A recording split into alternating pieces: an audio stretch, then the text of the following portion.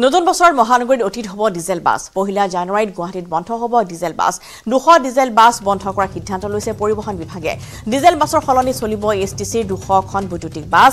মহানগৰ পৰিবহণ সন্থালৈ জাননী জিলা পৰিবহণ বিভাগে দিছে। মহানগৰীত অস্তিত্বৰ সংকটত ব্যক্তিগত খণ্ডৰ বাছ।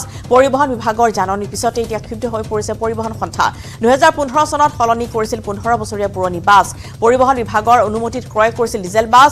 বিষয়টোত মুখ্যমন্ত্ৰীৰ হস্তক্ষেপৰ দাবী জনাইছে পৰিবহণ সন্থাই। নতুন বছৰত মহানগৰীত অতীত হ'ব এতিয়া ডিজেল বাছ, যেহেতু বহুকেইখন 200 বাছ নতুনকৈ এতিয়া অন্তৰ্ভুক্ত কৰা হ'ব পহিলা জানুৱাৰীৰ পৰা।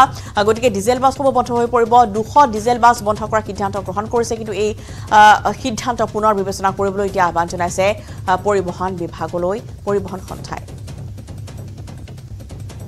200খন বাছ আঁতৰাই দিয়াৰ লগে লগে এই প্ৰায় 1400 মানুহ আজি মানে অসুবিধাৰ সন্মুখীন হৈছে। যিজন মানুহে কালিলৈ বাছৰ ইনকামেৰে খাই আছে, 1 তাৰিখে বাছখন অফ কৰি দিয়াৰ পিছতেই তাৰ গধূলি চাউল দালি কিনাৰো সমস্যা এটা হ'ব।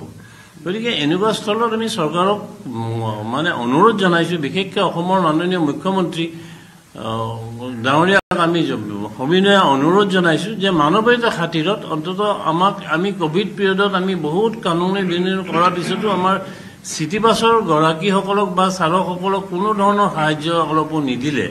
গতিকে এইবাৰো আমি অনুৰোধ জনাইছোঁ যে মানৱীয়তাৰ খাতিৰত তেওঁ অন্তত গোটেই বিষয়টো অলপ দয়াকৈ চাওক আৰু আমাক অন্তত এই যে বাছখিনি অফৰোড কৰি দিলে তাৰ কাৰণে কম্পেনচেশ্যনে হওক বা অল্টাৰনেটিভ কিবা এটা হেৰি কৰি আমাৰ এই বাছকেইখন যাতে চলাই ৰাখিব পাৰে তাৰ এটা চিন্তা চৰ্চা কৰাৰ বাবে আমি তেওঁক অনুৰোধ জনাইছোঁ।